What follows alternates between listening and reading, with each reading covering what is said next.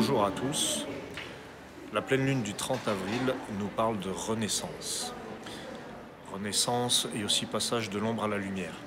La période actuelle est peut-être une période où il y a eu beaucoup de tension, de nervosité pour certains, nervosité extrême, parce qu'il y a une renaissance qui s'apprête à éclore et c'est toujours un moment de tension extrême.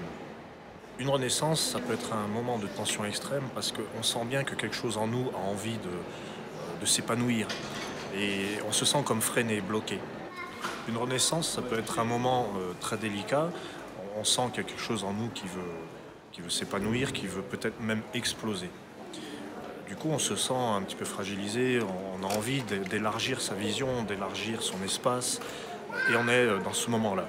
La pleine lune du 30 avril donc, nous parle un petit peu de ce passage de l'ombre à la lumière, et puis elle nous dit aussi peut-être passer du secret à la vérité, ou de la nuit au jour. Enfin, il y a quelque chose de cet ordre-là. C'est aussi en relation avec le 1er mai, où il va y avoir Beltane. Beltane, c'est la fête druidique, c'est la fête du feu et de la Renaissance. Et à ce titre, ça tombe assez bizarrement en même temps que le phénix blanc des harmoniques, qui tombe le 29 avril. Donc on a une renaissance en 3 temps, on a 3 jours qui sont particulièrement intenses de ce côté-là. 29 avril, dans les harmoniques, ça donne le phénix. 29 avril 2018, j'entends. 30 avril, c'est la pleine lune, un moment donc de crise probablement, et le 1er mai, c'est Beltane.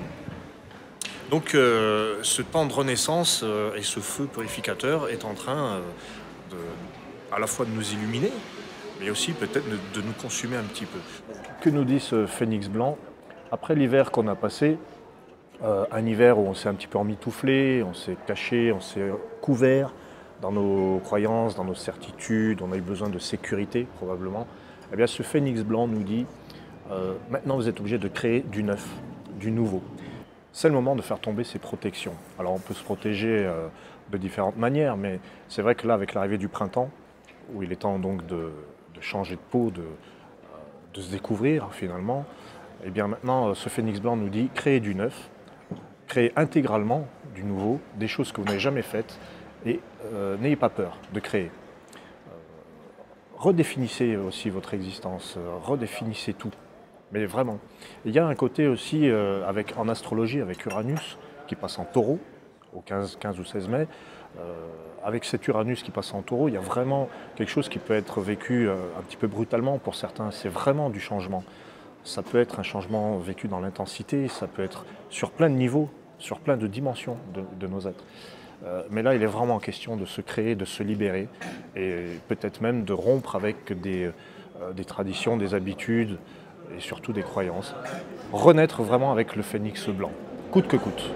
Le 29 avril étant le jour du phénix blanc, le 30 avril c'est la pleine lune. La pleine lune nous donne un message qui va un petit peu dans la continuité, c'est la mémoire d'ambre. La mémoire d'ambre nous parle de notre intériorité et de ce qu'on a tendance à vouloir accumuler aussi, à garder en soi, dans notre cœur. La mémoire d'ambre, c'est ça. C'est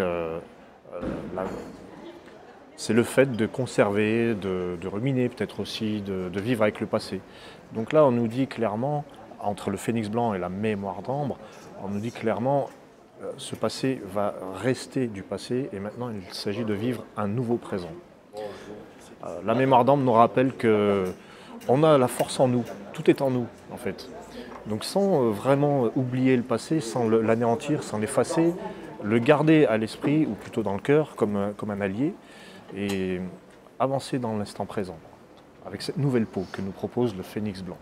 Tous ces changements qui sont annoncés, qu'on peut percevoir en nous, et qui peuvent nous mettre dans cet état de tension, peuvent produire des peurs. La mémoire d'ambre parle aussi de ça, ça nous parle aussi de nos peurs. On va avoir peur de l'avenir. Mais le message de la mémoire d'ambre, c'est peut-être aussi de se souvenir que les peurs sont créées et construites de toutes pièces. Donc, si on peut créer ces peurs, peut-être essayons de créer notre force ou une manière de vaincre la peur, de la regarder en face. Parce que le changement fait toujours peur, mais finalement, ce changement qui s'annonce, qui arrive, est peut-être la plus belle chose qui soit. Donc la mémoire d'ambre nous dit ça, elle nous dit souviens-toi que le changement fait partie de la vie, l'imprévisible fait partie de la vie, l'impermanence pourrait dire. Donc affronter sa peur, ça peut être ça peut être se dire que le changement est bénéfique, inévitable, et puis on le sent en nous, on le veut. On sent comme une espèce de courant électrique, c'est très électrique, avec Uranus qui passe en taureau au 15 mai. Ce changement électrique nous fait l'impression d'un électrochoc un petit peu, de quelque chose qui explose peut-être. Mais c'est une explosion, moi j'ai la vision aussi de notre cœur, du cœur qui est recouvert, enseveli sous les couches de croyances, d'espoir, d'incertitude ou de certitude. Et du coup ces couches se fissurent et elles tombent les unes après les autres et on se trouve à nu. Et du coup le cœur il est un petit peu fragilisé, il est un petit peu froid parce qu'il se dit mince, je n'ai plus mon gros manteau qui me protégeait avant. Et la mémoire d'ambre, c'est un petit peu ça. C'est cette couche de résine qui a durci autour de nous, autour de notre cœur. Donc ça picote un petit peu.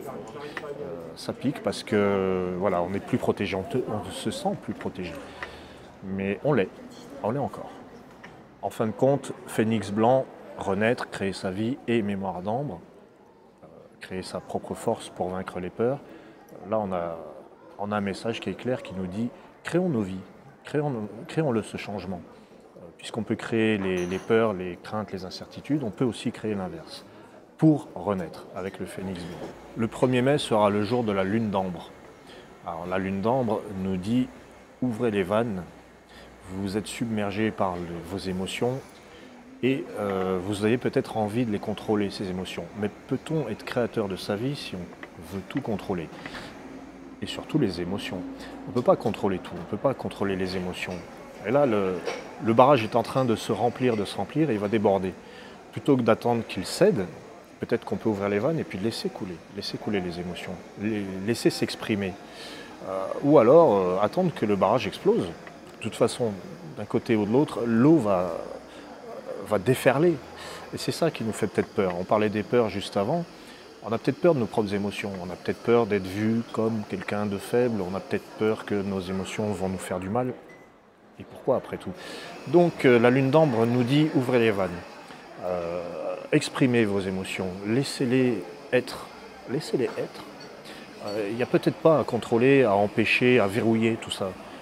Si on veut être créateur de sa vie, eh bien paradoxalement, on peut peut-être se rendre compte qu'en ne contrôlant pas tout, on peut créer encore mieux. Enfin, on peut même créer carrément. C'est peut-être en se rendant compte qu'on n'est pas maître de tout, qu'on ne contrôle pas tout, et surtout pas les émotions, qu'on peut se mettre dans un état de réceptivité et de connexion avec ce phénix blanc, avec le blanc, c'est-à-dire l'horizon vaste, vide, vierge, en potentiel, et dans lequel tout reste à faire. Donc la lune d'ambre nous parle aussi de nos peurs, comme la mémoire d'ambre, mais aussi des culpabilités qu'on a de cette envie de contrôle, de cette envie de contrôler les émotions, de les empêcher de s'exprimer, de les empêcher d'être là. Cette lune d'ambre nous parle également de culpabilité. Qu'est-ce qui fait qu'on se sent coupable? Et comment faire face? Finalement, en se rendant compte que quand on se sent coupable, quand on culpabilise, c'est qu'on se sent responsable de ce qui arrive à l'autre,